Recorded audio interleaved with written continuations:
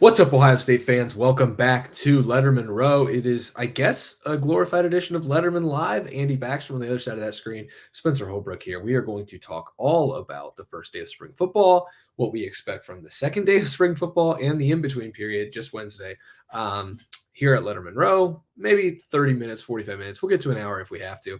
Not going to take too much time. But, Andy, how you doing, man?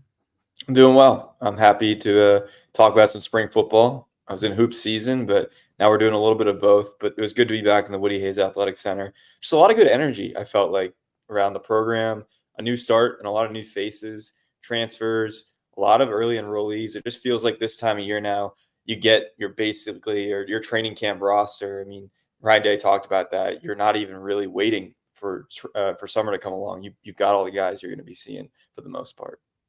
Yeah, it was awesome just to see all the talent on the field, to see all the new coaches, in their Ohio State gear. Seeing Chip Kelly in an Ohio State hat was almost surreal. I tweeted that yesterday. Just kind of odd to see that, but it's a lot of new faces, a lot of familiar faces as the Buckeyes brought everybody back. Um, we've had 24 hours to digest it, I guess. We've had 24 hours to ponder it, sleep on it, maybe is the right term. Andy, is there anything that we missed yesterday in the Letterman Row practice report with 41-year vet Tim May that you maybe realized, thought of, that maybe we missed yesterday when we were chatting about it? I feel like we hit on the major points yesterday, to be honest, but just thinking more about this quarterback competition. I mean, last year we were talking about a lot of the same things, right? It was Devin Brown, it was Kyle McCord, and who was going to have the edge. And we all just felt like Kyle McCord was the front runner, and he was in that race, but it really just went much longer than I think anyone expected. And I guess just watching practice yesterday, it's the first day of spring. You're going to have some missed throws. You're going to have pretty equal reps among the quarterbacks there. But I guess my natural thought was just, how long is this one going to go? Is this one really going to be wrapped up pretty quickly and people just kind of know the answer and it's more of just a politics thing of like when to announce it? Or is this one actually going to be, going down to the wire, taking it far into training camp again? And, it's too early to tell of what it's going to be for us because we've just seen, 30, 40 minutes of practice. But I wonder what that point is going to be for these players because they always know before we do, and they see it and they feel it. Yeah, I mean, you can definitely feel it in the locker room. Devin Brown wants to take over the locker room. Will Howard talked about how his leadership is he's trying to adapt to a new place and try to become, the leader at Ohio State. And I wrote about that a little bit after we talked to him on Monday. I thought it was interesting to get his insight on leadership. And then Devin Brown, obviously, with the fiery, passionate speech about leadership and trying to become the guy. I'll admit it. I thought Devin Brown looked pretty good yesterday in practice. And, I was a guy who, not that I was like anti Devin Brown. Don't think at any point I was unfair to Devin, but I thought that we I guess a publication, a Letterman Row, did a good job of saying like, yes, Devin Brown is pushing, but Kyle McCord is going to likely be the guy. It's going to be Kyle McCord in all likelihood. Last year, and I was a little critical when Devin would have some turnovers in practice and stuff like that. So I'll say it. I'll admit it. Like Devin looked really good yesterday. He looked sharp. He looked on point. And Ryan Day only echoed that after practice. And so that's not nothing. To set the tone for the entire spring the way that Devin did yesterday, I think that's immensely important, Andy. And I think, you were right. I said at the beginning of spring, just off camera, that I think that it wasn't really a competition, that Will Howard, the presumptive starting quarterback, I think we've got a little bit of a competition on our hands now, especially after watching the first day of spring camp and saying, like, okay, if he's going to be this sharp, if he can do that, 12 of the 15 days, everybody's going to have a bad day, right? Like all of 5 of these guys are going to have a bad day. But if Devin can go 12 for 15, even 11 for 15 or 13 for 15, then you're talking about a guy who's really making a push, saying like, okay, like this is my job and Will Howard's going to have to take it from me in this spring. And I think that's important. Well, yeah, he's got to play in the spring game first and foremost. He's got to be healthy. I mean, Yeah. that's the biggest thing. I'm not trying to be sarcastic or anything. That's just the bottom line. He knows that. Brian Day knows that. Will Howard knows that. Everyone knows the situation. Devin Brown is very talented. And at this point, I don't even want to talk about his legs because, perhaps maybe that athleticism aspect of it was just maybe heightened too much. Like he can run for sure. All these quarterbacks can, but he's a really good thrower of the football. Like when you watch him in practice, you can understand the velocity he throws with. He can make every throw on the football field. The problem for him has been consistency. And it just felt like in that bowl prep, he really started to nail that down. And that was all the talk leading into that Cotton Bowl was he's finally stringing together practices where he's consistent. And unfortunately, we didn't get to really see in the Cotton Bowl if he could be consistent through 4 quarters because, of course, he gets hurt. And, of course, the offensive line really didn't give him much time to throw when he was. So the question for me, like you said, 11 to 15, 12 to 15 practices, can he be consistent enough to string that many practices together? And can he stay healthy enough to be on the field to do so? I think those are the big questions for me for Devin Brown, but I think it is a competition. I mean, Will Howard started at Kansas State. I think Devin Brown could have started, but by this point of his career, barring the injuries, let's say he didn't have those injuries, I think he could have started somewhere for a couple of years now, or maybe at least one season somewhere else in the Power 5. So, I don't think that that's the ultimate trump card here. I think it is going to be a competition. And we're just going to see who wins. I agree with you, though. Will Howard is certainly the front runner. You don't transfer someone in to just be, sitting on the bench. Like, everyone knows that, right? He's the front runner for sure. But I do think it's competition. Yeah, and if Devin Brown takes the mindset of Will Howard has to beat me for this job, I don't have to beat him for the job, I think that changes everything. Because as much as anything in these high-pressure situation, mindset is so important. And so for Devin, he's attacking this the right way. I don't know if he attacked it the perfect way last year where, I thought that he and Kyle McCord, I don't think either one of them had their best spring. And I think both of them would probably admit that. I think Devin is set to have a special spring. And Ryan Day even said it, he's going to have a hell of a spring is the quote, the hell of a spring. I'm going to latch onto that because, Ryan Day kind of left that door open. If Devin has a great spring, who knows? We'll see what happens. So like you said, he's got to stay healthy. Full disclosure, Andy, you were on offense duty yesterday. We made that pretty clear. I was on defense duty. But from what I saw from the offense, there were some bright spots. One of the bright spots that I noticed in the throwing into the 3 little net drill that they always do, Aaron Nolan looked pretty good. What say you? I know that you had some comments about Air. We didn't get to Air and Julian Sand much yesterday because there's just the bullets are flying. There's so much around us. But what do you think of Aaron Nolan in his Ohio State spring debut?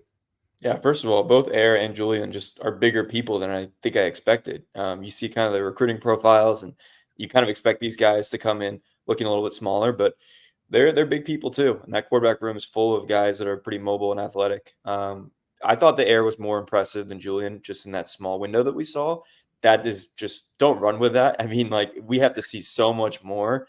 That being said, I thought the Air was more accurate in that one drill. Then again, that was just one part of practice. I saw both of them fumble in a snap exchange. So clearly they're freshmen. It is the first day of spring. Yesterday's practice was, and they're going to be mistakes. That being said, Julian was the 4th quarterback of 5 in those drills. He was ahead of Air in all of those drills. So take that for what you will. The order was Devin Brown, Will Howard, Lincoln Keenholz, then Julian Sayin, then Aaron Nolan. That was pretty consistent throughout the viewing period that we got to see. So I do think that is something. Aaron Nolan at points was separate from the top 4 of that group, and at one point was just throwing with the running backs while the other 4 were throwing with the wide receivers. So I do think that should be noted as well. But again, super early. And from what I did see of Air, I thought it was impressive. I do think that there's a difference between that trio of, we see Devin Brown, we see Will Howard, we see Lincoln Keenholz. To me, there was a clear divide between that 3 and then Aaron Nolan and Julian Sayin. And that's expected. I mean, these guys are freshmen. But in terms of velocity and accuracy, I felt like those 3, whether it was Devin Brown, Lincoln Keenholz, or Will Howard, were just in a different category of their own. Yeah, it was fun to watch Will Howard throwing to Jeremiah Smith yesterday. I will say that. Just anybody throwing to Jeremiah Smith, anybody doing anything, even the people giving water to Jeremiah Smith was interesting to watch because he is going to take so much oxygen from us, so many headlines here this spring just because of the almost aura around him. I will tell you, it was really hard to keep an eye on the defense when Jeremiah Smith was doing things on the football field. He just you're just drawn to him because he's a freshman, and you can tell me that he's a freshman. He could have freshman written across his forehead, and I still would think that he's not a freshman. He is massive. The wide receiver group in general is fascinating to me because no one's really talking about it. It's going to be elite. It's going to be good. We didn't talk about them at all the first day of spring practice, and that's why I wanted to do this video, actually, is to do some things that we didn't really get to talk about. And so, the receiver spot is so interesting to me because, obviously, Marvin, your video yesterday was hilarious. Him watching, kind of lurking from the cafeteria and watching down on Ohio State practice. But Marvin's gone, Julian Fleming's gone, Xavier Johnson's gone. That's 3 of your top 4 from a year ago. Now you've got Carnell Tate, who needs to keep improving and get better. You've got Brandon Ennis, who needs to take that step forward. You've got Jeremiah Smith just waiting in the wings. Can Jaden Ballard take a step? Can the 2 third-years take a step? Like, there's a lot of question marks with this wide receiver room. It's going to be talented, but there's got to be a pecking order at some point, and I just don't know where that is. I hope to watch a little bit more of that in the second spring practice and see, who's consistent in these 30 minutes we're going to get to watch. But I don't know if we're going to have many answers on that, but I still think it's something that's fascinating this spring that not many people are talking about. Yeah, it starts with Emeka Egbuka, of course, and he's the star of this group. And honestly, just a good decision for him to come back because it gives him the opportunity to be in that spotlight. And he talked about that. I mean, he's very humble. He's a man of faith, all that stuff. But he was honest. So yeah, look, my name is in the spotlight now, and this is an opportunity to grow my brand and do what I can do and show what I can do as the lead guy and as a leader of this team too. And I think that, people were remarking on social media the other day, it's weird that Emeka is like the old guy in the room. And, you kind of see him leading the stretching lines and talking with Brian Hartline. And he is that commander of the ship right now in that position group. And that's a pretty cool thing for him, especially coming off a pretty frustrating season with that ankle injury that he had. Missed only 3 games, but really wasn't healthy the next few after that. So it wasn't until that Minnesota game I felt like he was himself again last season. So this is a huge opportunity for him. A couple of just stray notes for wide receivers, guys that might not get on the field much, but we have the space to talk about them now. Reese Stockstill, he's back. He's tore his ACL last year. He's one of those walk-ons that he is always with the Monarch machine. You see Marvin Harrison Jr., you always see Reese Stockstill. He's still doing that now with Emeka Egbuka, Jeremiah Smith, and all that group. And then David Adolph, we got to mention him at least at some point. He was running with the second team, or at least what looked like the second team offense. Now, of course, Mylan Graham is not here, and I'm sure he would be competing for a spot like that when he does come in the summer. But David Adolph is someone that, similar to Reese Stockstill, has kind of generated some buzz from Ryan Day, Brian Hartline, and that coaching staff of a preferred walk-on who has definitely made his mark. Adolph was part of the travel roster last year at one point, so he's certainly turning some heads there in the facility. Guys, again, that probably won't see the field, but we have the space here to talk about them. I think it's at least good to note their progress. Well, I mean, a couple of years ago, we would have said, hey, a guy that really works hard in practice and doesn't, is probably not going to see the field is a guy like a Xavier Johnson. Then all of a sudden, hey, Jackson Smith-Njigba's down on the field. He's out for the rest of the game. Who's catching the game-winning touchdown against Notre Dame? So, it's worth highlighting these guys. If nothing else, Andy, to say, hey, I was first when I was talking about this guy in March. In October, he's beaten Oregon. But that's not like a prediction. But, Ohio State's had these kind of things before where the walk-ons become not walk-ons anymore. And then they become pretty good players. Yeah, I think it's worth noting. Those guys work really hard. But, the other headline guys obviously going to draw all of the attention. Caleb Downs, that guy is just huge. I kind of wanted to switch over to defense a little bit. Maybe we'll come back to offense because I know you got some offensive line thoughts running through your head. But the guys who stood out to me, like Caleb Downs, he's always going to. He is just huge. You can tell he's now been in an Alabama weight room and an Ohio State weight room, kind of get the best of both worlds there. Somebody said on social media, I can't remember who it is, that his lower half looks bigger. His legs are like tree trunks. I think he could play running back, and Chip Kelly probably thinks that as well. The other guys who kind of caught my eye, Jermaine Matthews looks like he's gained a little bit of weight. Looks like he's more at a Big Ten playing weight. And then, man, Edric Houston, that guy's huge. He's a different body type than what you're used to at defensive end for Ohio State, and he almost looks a little bit 3-tech-y. Even though I know he's going to play defensive end, he's pretty wide. He's got really big legs. He's a little bit bigger in the arms than some of these defensive ends. There's some real defensive athletes to work with, and not just Sonny Styles, not just Caleb Downs, but some of these guys on defense. I'm sure even to you when you were watching the offense kind of popped, and that's pretty notable on day one of spring ball. There's so many bodies out there. If a guy on defense when they're not hitting pops, then that they're in for maybe a special spring. Yeah, Edric especially looked pretty good in that 96 jersey. Just fit right in, doesn't look like a freshman. Those are the guys that certainly have a chance to play, at least in some capacity, right away. Someone that definitely stuck out, and we talked a little bit about him yesterday, but Sonny Styles at linebacker commanded a lot of attention yesterday. It was just a move that was speculated throughout this offseason as something that could potentially be done with him just not fitting exactly the right way at safety last year. Started at nickel safety, ended up finishing the season at strong safety to replace Lathan Ransom, who was hurt, who, by the way, was out there and looked great yesterday. Lathan Ransom was back doing his thing. So, but Sonny Styles at linebacker is someone that I think that it makes it really interesting for Jim Knowles in this defense. I mean, what do you do formationally? What does this rotation look like for James Laurinaitis? How far deep do you go into that rotation? Because really last season it was 3 players deep.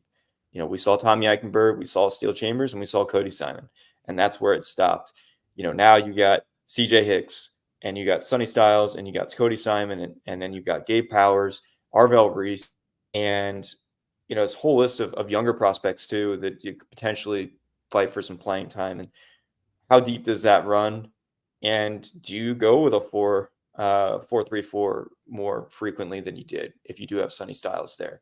Does that give you kind of that flexibility? And then what does that mean for someone like Jordan Hancock? And I think that's really an interesting conversation. How do you maximize all this talent? You got so many guys and you want to have them all on the field, but you can't. And yeah, I don't know. That's what I'm thinking. And I'm not Jim Knowles. He's probably thinking about this all the time.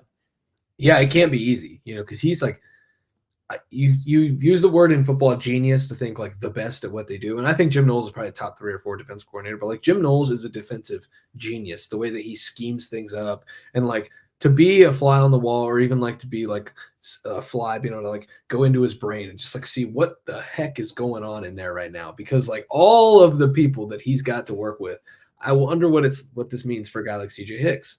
For a guy like Gabe Powers, who is drawing a lot of praise, especially during the combine. We talked to Tommy Eichenberg and Steele Chambers about it. They raved about Gabe Powers. James Laurinaitis raved about him. Arvell Reese looks like he's ready to be like a Jerome Baker type linebacker for Ohio State. One of those sideline to sideline, just absolute hitters. Like, how do they get all of these guys on the field? Because if you continue to go through spring football, they're probably all going to earn the right to play. And if you earn the right to play, you should play. But it's not that black and white when you've got this many guys who can play. And then you add in a 5-star player like Sonny Styles to that mix. I think Cody Simon's one of the best linebackers returning in the Big Ten. But if I had like the ideal like 11 best athletes, Cody's probably not on the field, because then it's Sonny Styles and CJ Hicks, or Sonny Styles and Gabe Powers. What does that mean for these guys?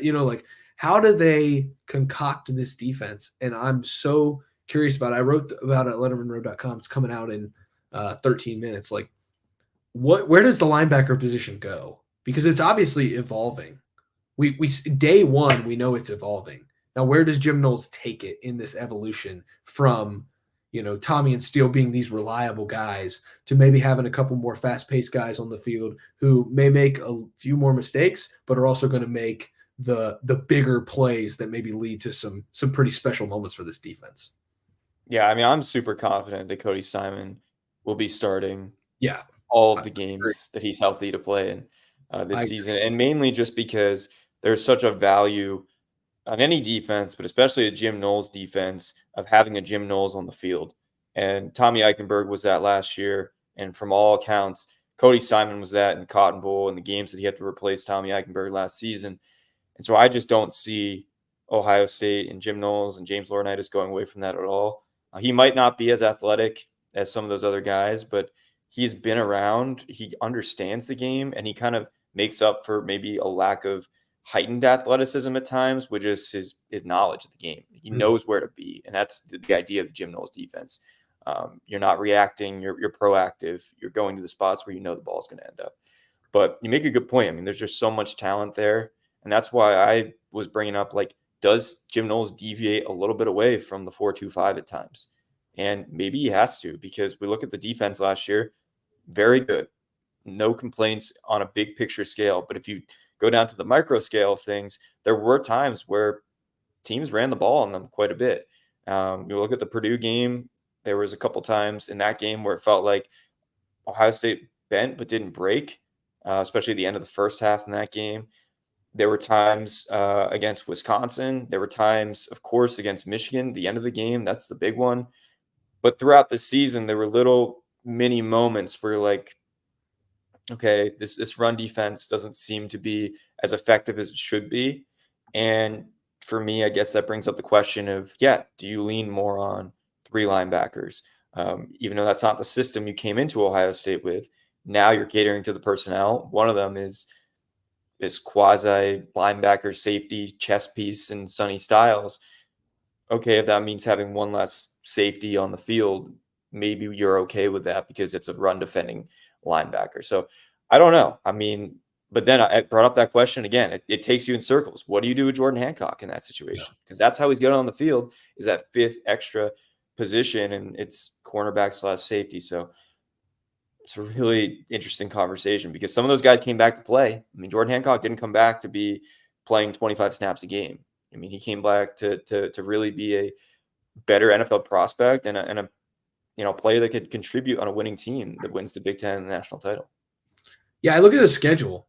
We don't want to play the schedule game on March 6th, but you do look at the schedule. I think compared to last year, there are far fewer run-heavy power football teams on the schedule this upcoming year.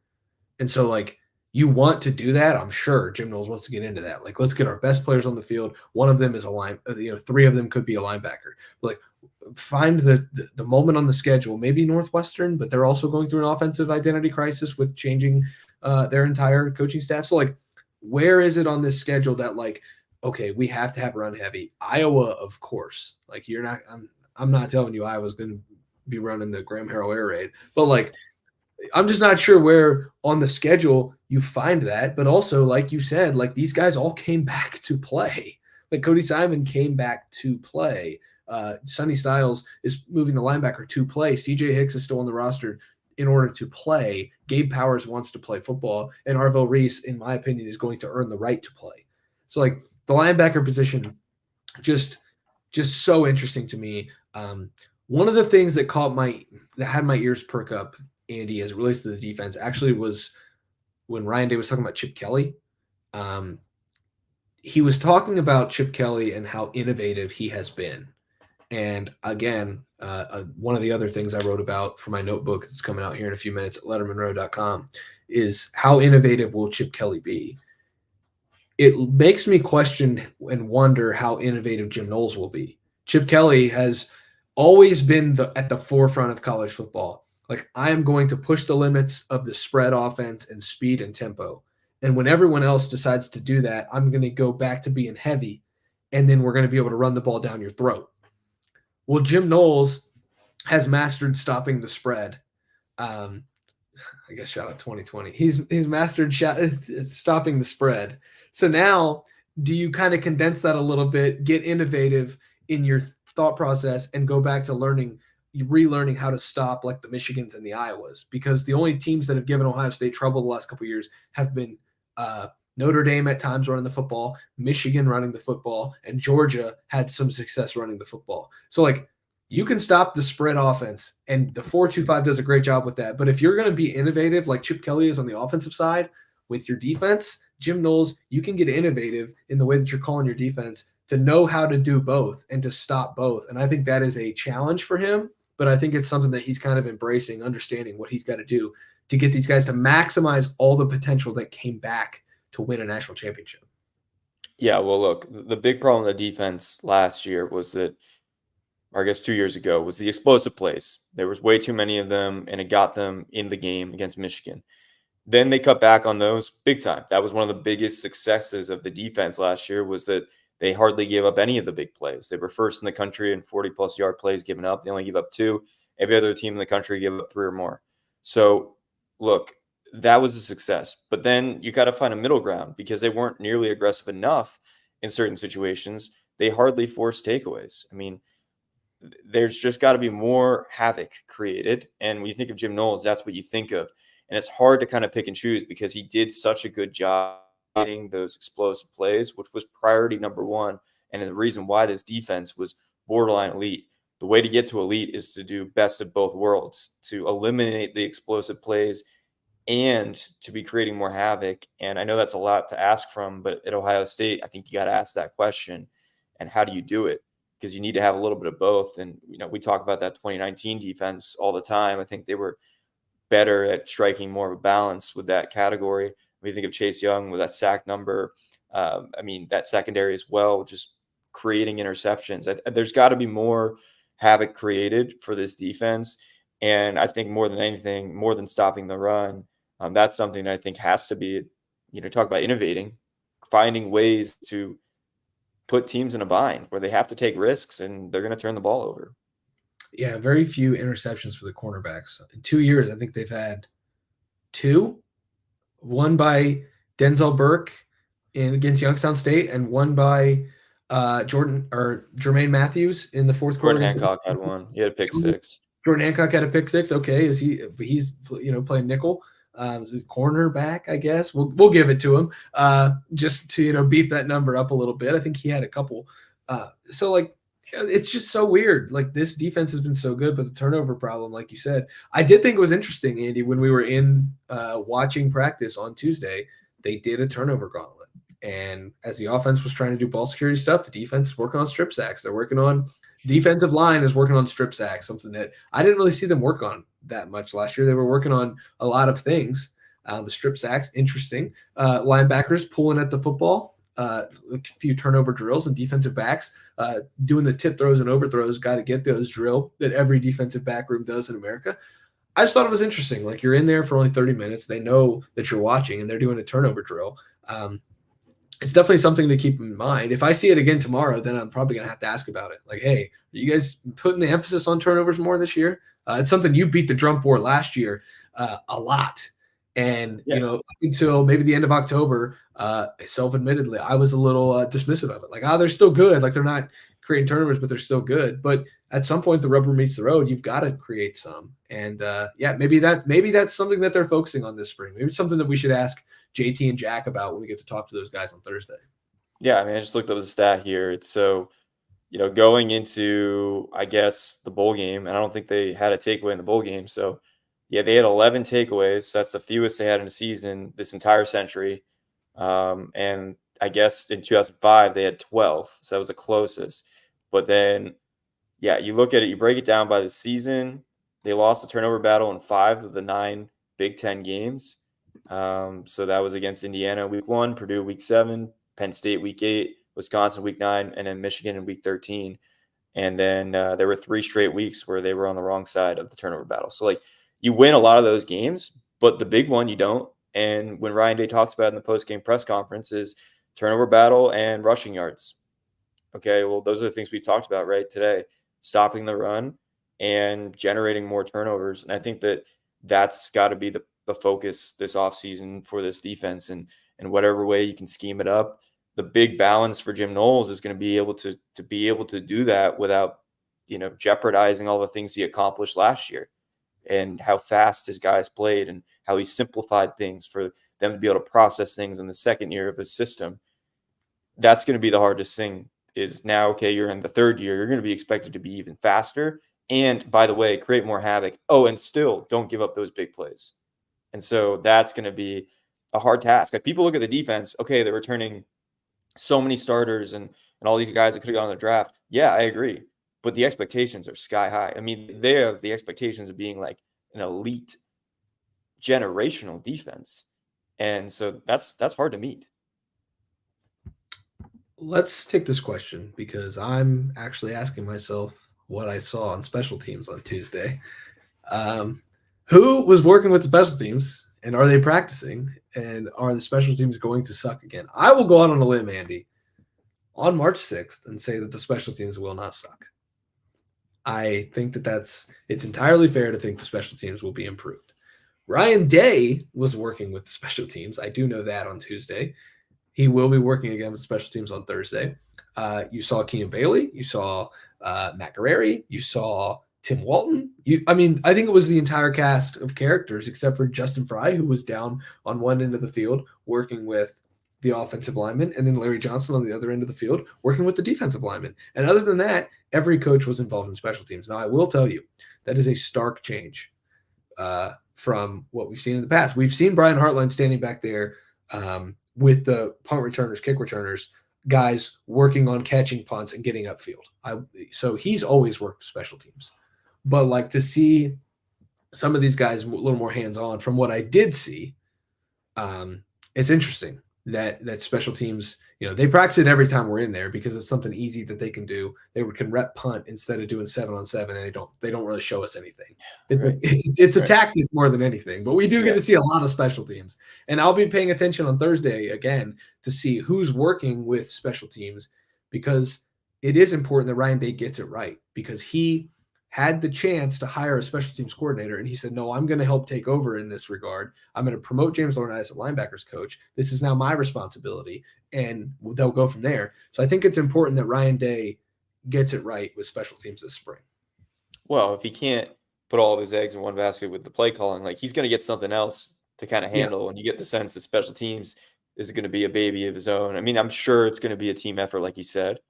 And there's a lot of strengths of that, because if you look at it, like, the special teams is kind of like your farm system in a baseball franchise, right? Like you have your young talent that comes up through the system.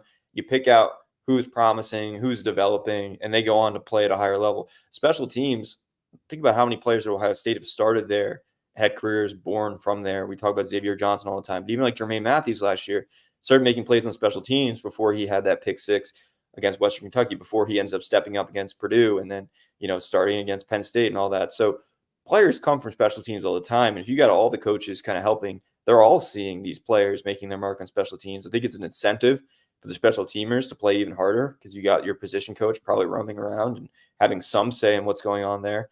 I don't know how that looks on game day, and that's a whole nother conversation I'm sure we're going to have with the coaching staff and try to figure out what that looks like as we get closer to the summer and training camp. But as far as spring goes, it's the more the better to be around special teams. You're getting more voices. And for the players that are trying to make a mark, you get to actually show in front of your position coach what you can do.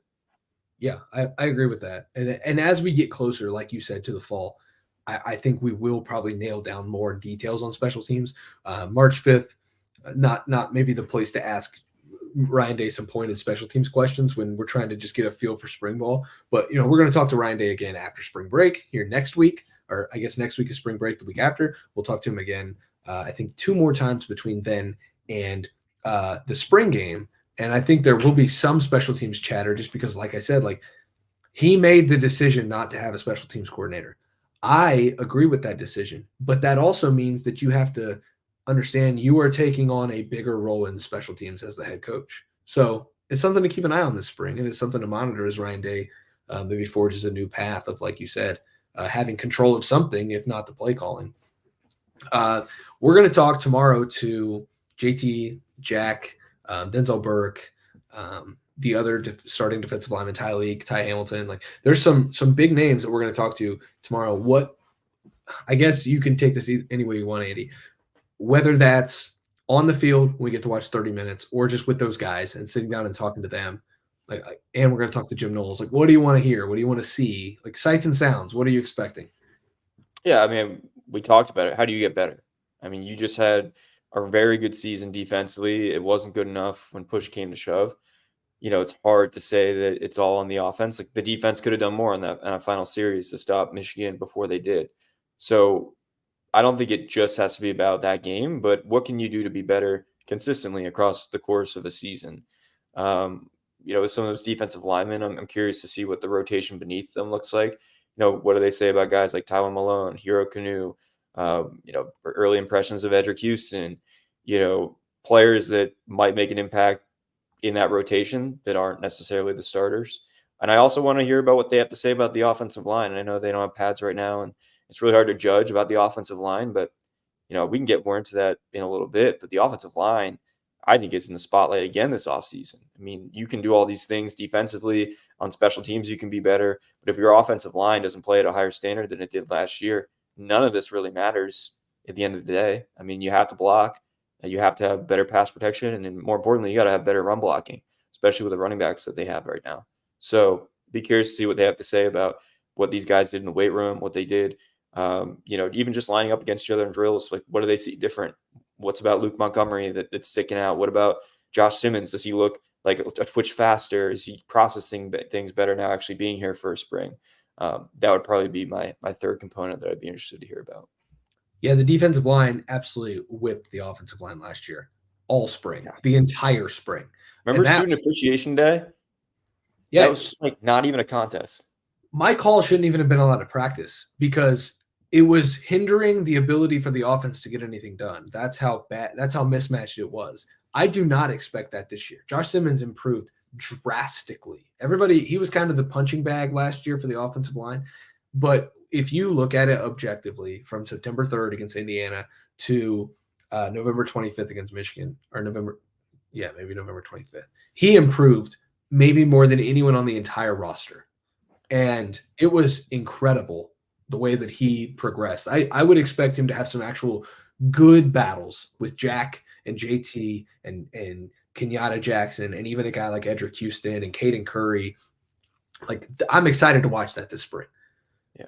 That does not mean that the tackles are not in the spotlight. Josh Fryer lining up as a tackle yesterday and Luke Montgomery at guard. From things that I've heard, people I've talked to, I would expect Luke Montgomery to play guard. Like he seems to be settling in. He played a little bit of center during bowl practice. From some people I talked to, he played a lot of guard during bowl practice, not as much tackle. I think he's cool with being a guard.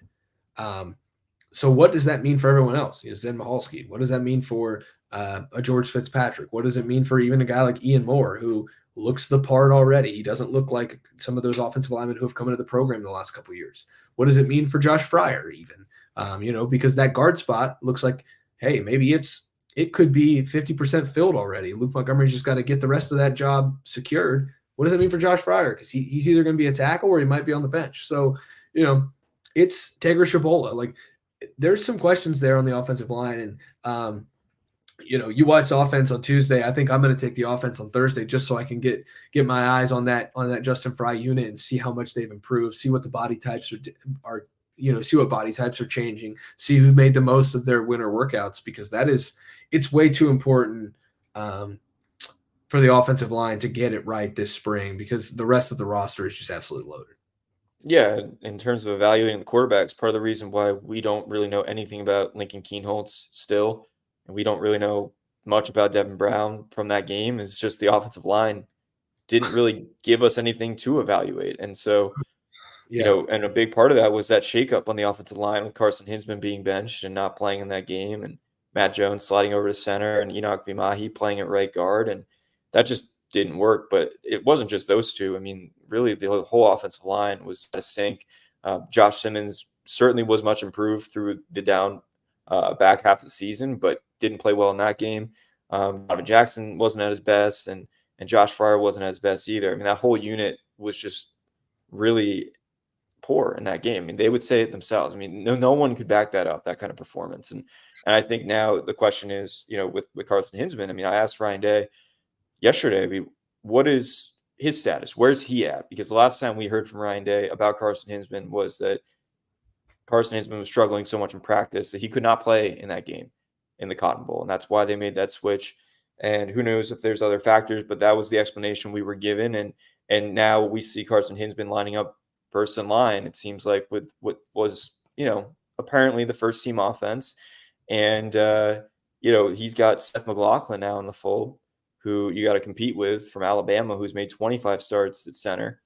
And that's going to be a really interesting competition. And I wonder if there comes a point in that competition where, let's say Carson Hinsman is getting beat out by Seth McLaughlin. Does he start to compete at right guard?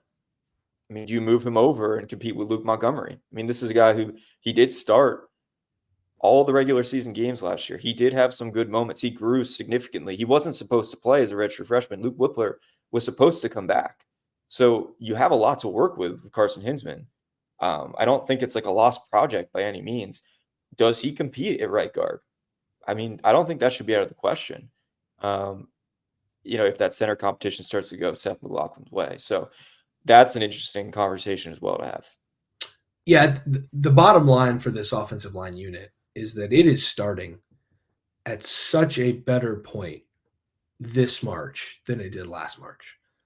I can't even begin to speak about how much better the unit looks just on paper than it did a year ago. Because a year ago, you had Carson Hinsman with 0 starts. Your entire offensive line had 0 center start. Well, no, Victor Cutler had a couple.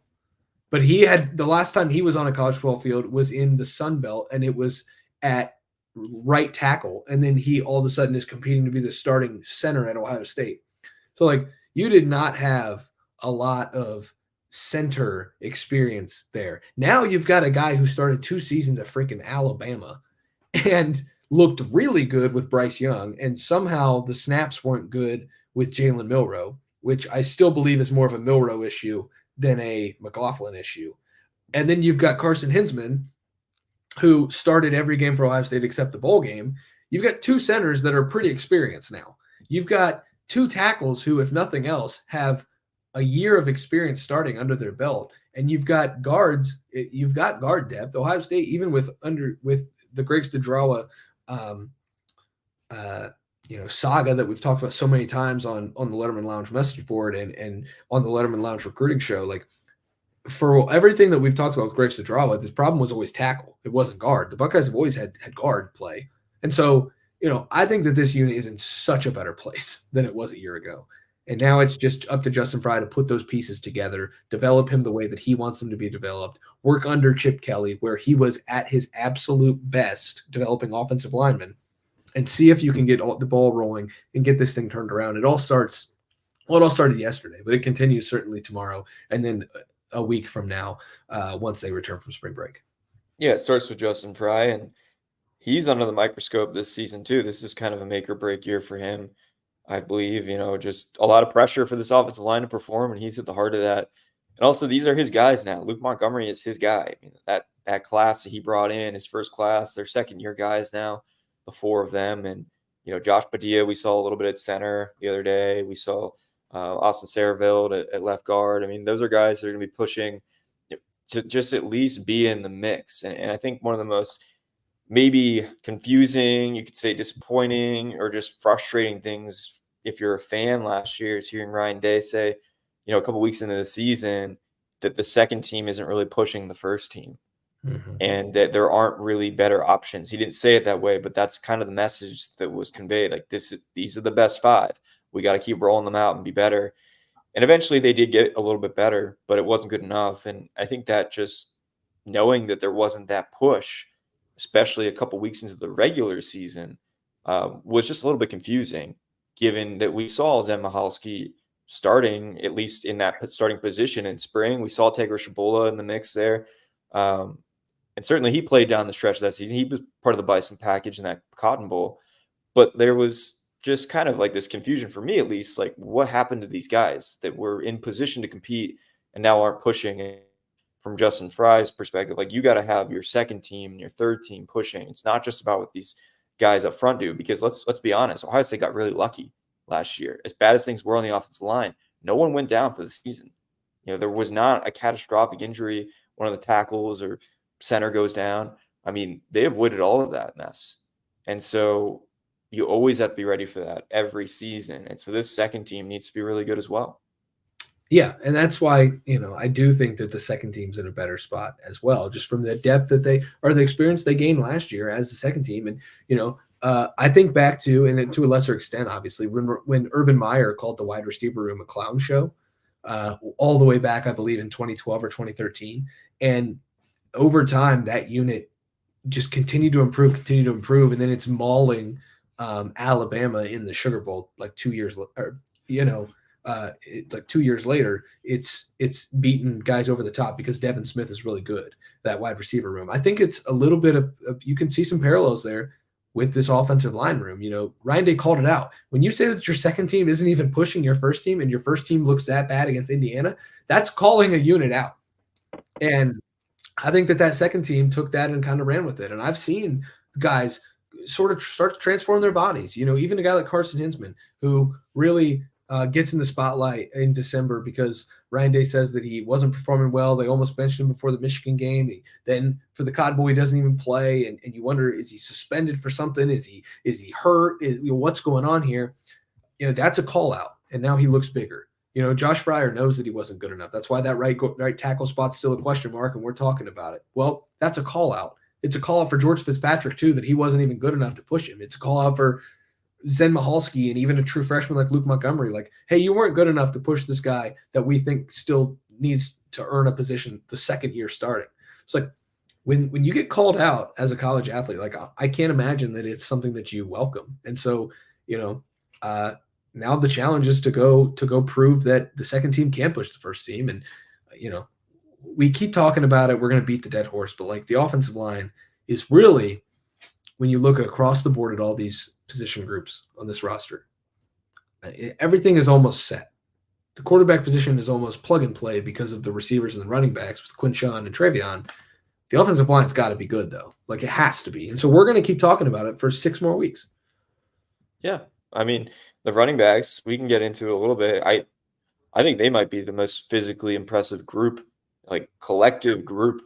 Yeah. I mean, they are just big people. Quinshawn Judkins is 6 feet tall and super thick, 219 pounds, but also runs incredibly fast. And then Travion Henderson, we all know what he can do. Hayden somehow looks bigger than he did last year. I mean, he put on noticeable muscle last offseason. He was a summer arrival the year before, and he had a lot of time to rest up and you learn the game from, the sideline and watch film last year as redshirting the season. Of course, he came in Purdue and had a similar rescue performance like he did against Maryland the previous season. But I'm really curious to see how they manage this workload, Spencer. I mean, they've got potentially a 17-game season, could be much shorter depending on how far they go, but that's a lot of time. There's going to be a strategy, at least I would expect there to be, for Tony Alford and Chip Kelly and Ryan Day to kind of manage this thing, because especially with how much Chip Kelly likes to use multiple backs, sometimes at once, I mean, we might see some 21, 22 personnel. Like, I'm curious to see how they manage this whole thing, because Dallin Hayden deserves some run. But certainly he got 2 of the best running backs in the country ahead of him. Yeah, it's that unit is, I mean, it was eye-popping, right? You're seeing Quinshawn Judkins run down the sideline and almost felt like he was running at you because he runs angry, like he's big. No offense at all. I thought Chip Trainum did a great job, but like if your running back 2 is Quinshawn Judkins, or if your running back 2 is Travion Henderson, or just their 1A, 1B, we don't really have to put labels on it. You're in a good spot here, right? And like, then if that means that if those guys are splitting ones, your running back 2 is Dallin Hayden, like, oh my gosh. Tony Alford, this is like Christmas every day when he shows up for work, like getting to work with these guys. Like, that's another group that, I didn't get eyes on much on Tuesday that I'm excited to see on Thursday. Yeah, well, and then like we were saying with the offensive line, injuries you have to be aware of. I mean, this backfield the last couple of years has been pretty banged up. Of course, the reason why Dallin Hayden played at Purdue was because, you had Chip Trainum who was out, you had Maya Williams who was out, Travion Henderson was out. I mean, like, Dallin Hayden needed to play. And, so it's important to talk about James Peoples and Sam Williams-Dixon as well, because, they might be called into action this year. And, they're not quite as impressive in stature yet. They haven't been through the program the full way yet. This is still early days for them. But it's been cool to see them out there too. They seem to be fitting in quite well. And just to have those guys that, Ryan Day said that they'll play some kind of role. And, you just never really know with the injury bug, especially at that position. It's the same thing with linebacker. I mean, some of those positions just get banged up so much in the course of the season. Yeah. So, I'm really curious to see how that all pans out with the running back room, who gets carries, who needs to step up at what time, and who can deliver. Because, let's face it, guys have stepped up the past couple of years. Xavier Johnson, even running the ball the last couple of seasons, has had pretty good success in that role. And now, of course, he's gone. But you're going to have other guys that are going to need to step up. And it's not always just going to be Travion and Quinshawn that are going to be doing everything. I think we're going to have some other players in that room have to step up at some point this season. So a little story here, Andy. We were at the Cotton Bowl, standing on the field at AT&T Stadium, watching practice. There were a couple of youngsters throwing the football. One of them's wearing a boot. It was Peyton Pierce. He was facing us, so I could see who it was throwing the football. He was throwing to somebody. I couldn't tell who it was because his back was turned to me. But I said, well, that has to be one of the injured guys, because those are the biggest calves I've ever seen in my life. Like they're legitimate tree trunks. I thought Saquon Barkley was on the field because of the size of calves that were on the field, just throwing the ball in street clothes.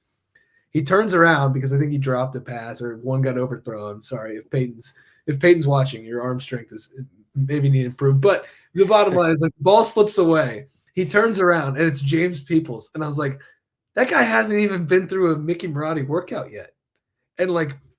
Yeah, he and Sam Williams-Dixon don't look as filled out as the other running backs. But if you're talking about like leg strength and stuff like that, like I remember watching J.K. Dobbins as a true freshman in 2017, and he makes that jump cut against Indiana, and he's like his calf flexes obviously when he makes the jump cut. And you're like, oh my gosh, like that kid is 18 years old and he's doing a jump cut in a Big Ten game and is the opening game of his entire career. Like if you told me that James Peoples had like a breakout game his freshman year because he needed to be in there, you're not going to hear a surprise, wow, that's surprising. You're not going to hear that from me because like just looking at his build, like he's got the raw tools and what he's put on so far. Like it wouldn't surprise me. He is more filled out than the average freshman running back. And I think the Buckeyes, we'll talk forever. He and Jordan Marshall will forever be linked because Jordan's an in-state kid who went to Michigan and spurned Ohio State. And Ohio State, I think like a week later, grabs James Peoples from down in San Antonio. He and Jordan will forever be linked. And I think they're both really good players. But like Ohio State got a really, really good player in James Peoples. And he's one that I'm keeping an eye on as like, hey, if, and this is not, reporting or anything, but like, if we get to the end of spring and Dallin Hayden decides he wants to try to be a featured back somewhere, James Peoples isn't a terrible option to have as like the next man up, for the fall running back room. Yeah, I think that's a good point. I mean, who knows at this point? It seems like those guys are all bought in, but like you said, things change. People change. And can we talk about tight end though for a second? Because I feel like no one's talking about it at this point. Okay, nobody asked Ryan Day or Chip Kelly about tight end usage. And like and you mentioned Chip Kelly loves to go heavy, especially like recent Chip Kelly. If anyone's watched UCLA highlights or just tape or whatever, even just like on a basic level, you'll see that he loves to roll out 12, 13 like a lot of tight ends, heavy personnel. Okay. And we, there's G Scott who's in the fold here, still back again, who certainly feels like the front runner for that tight end one spot. But then I saw a rotation of Bennett Christian, who's back. He was suspended last year. That he had that substance that was illegal that he actually took at one point, I guess, right before the bowl game and the Peach Bowl, and had to sit out last year, was very open about that and has, done his time there. And now he's back. Patrick Gerd still in the mix. He's a walk-on who played a role last year, actually, and was in a few games. And then Will Kacmarek, of course, the transfer from Ohio, was also in the mix. But it felt like those guys were just kind of rotating in. Really curious to see who emerges. And then, of course, Jelani Thurman, I didn't even mention. I don't know how I didn't. He's the big name that people want to see because he's just such a physical specimen and couldn't be missed last year when we first got on the spring practice field. I mean, you just saw how big he was. How much of a receiving threat he was, even in those spring practices and the spring game, and got in garbage time a couple games last year to make a few catches. So I'm really, really intrigued to see what they do there. Not only because like Cade Stover's gone and he was second leading receiver last year, production to be replaced, but also because of Chip Kelly and like how he values that position. I was stunned that there was no tight end talk yesterday when we talked to Chip Kelly. And maybe that was because everyone was more concerned about his reasoning for leaving UCLA instead of being like, hey, like this guy is now coaching Ohio State. Let's talk about that. But that's neither here nor there, I guess. The tight end usage is so interesting to me. Like, Chip, do you want a receiving tight end, or would you rather just have two brutes who are going to block everybody? Because if that's the case, then like I'm going to go stock down on Jelani Thurman because only by default, because like Ohio State's going to go power run. Hey, Chip, do you want a receiver threat? Do you want like a guy who's basically a glorified slot receiver but is big enough to inline block if he needs to? Well, then I'm going to stock up with Jelani Thurman and probably Will Kacmarek because Will showed that he could do it in a spread offense at Ohio. I've watched a lot of Bobcat stuff. I've seen Will play. So, like, the way that Chip wants to use these tight ends dictates what the pecking order at tight end, in my opinion, is going to look like. I'm very curious about that. I'm so glad you brought up tight end because it's interesting we didn't talk about it at all. But I hope we get to talk to Chip Kelly again soon because it's going to be worth talking to him about his philosophy when it comes to, like, Kevin Wilson was very defined in like what he wanted his tight ends. Like, look at Luke Farrell in 2019 and 2020. But like, we need to know what Chip Kelly wants. And I just don't know still. Yeah, I also think it's what Ryan Day wants, because as much as that he is taking a step back from this is still the Ryan Day offense. Yeah. I mean, he'll say it's the Ohio State offense, but this is the Ryan Day offense. And he wants it to be sustainable. Like, I thought that was a really important point he made. Like, we want this offense to be able to run if someone had to leave, aka if Chip leaves at a certain point. There can't be this huge terminology shift. There can't be this drastic scheme shift. Like, yes, Chip Kelly will do things with the run game. He'll tweak it to the point where it can be more effective, versatile, creative, etc. But there isn't going to be this like massive change from what we've seen ever since 2017. What is that? 6 years? Like it's or 7 seasons. I mean, it's not going to be this massive change. And so I do think that the tight end will still have a receiving role, especially with Keenan Bailey there and how much work he put in last season with Cade Stover. I mean, I think a big reason why Cade Stover took that next step was because of Keenan Bailey. I mean, he got him basically in wide receiver shape to be that receiving tight end, which if they don't have Cade Stover last year, I mean, with Emeka Ibuka going down and Julian Fleming having a bit of a down year receiving wise, I mean, Cade Stover fueled this passing offense below Marvin Harrison Jr. So I think it's imperative to have at least some threat of that. But you're right. Chip Kelly really does like to have a few bruisers there. And I think that's why, Will Kazmarek or, I don't know, maybe it's Bennett Christian, maybe G. Scott because he got better at blocking last year. All those guys are really in the mix for significant playing time. Something else I think to keep in mind is I would not be surprised if either one of those guys or one of the running backs or just somebody potentially new, if they were to not find one in the spring, I think that Ohio State will probably have a Mitch Rossi type fullback type on the roster come fall, whether that's, by any whatever means that means, who develops into that over the spring, who is that a transfer portal thing that they could look at? I don't know, but I do believe that Ohio State will probably try to look for some sort of fullback adjacent position. And whether that comes from the tight end room, it could be really interesting because then you're talking about some formations getting a little wacky there, with a fullback tight end who could catch the ball like Mitch Rossi did.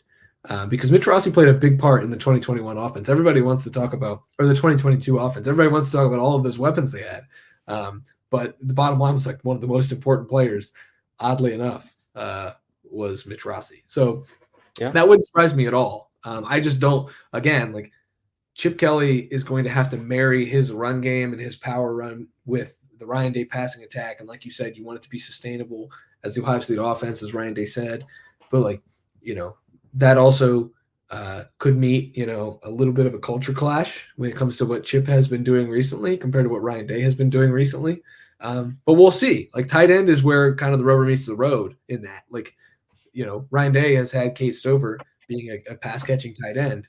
And, I guess Chip had Greg Dulcich played there at UCLA and was really good at tight end, a receiving threat. So like there's an example there. So like maybe it is like a pass catching threat that we can look back on and say like, hey, now Broncos tight end Greg Dulcich was really good for Chip Kelly, I believe.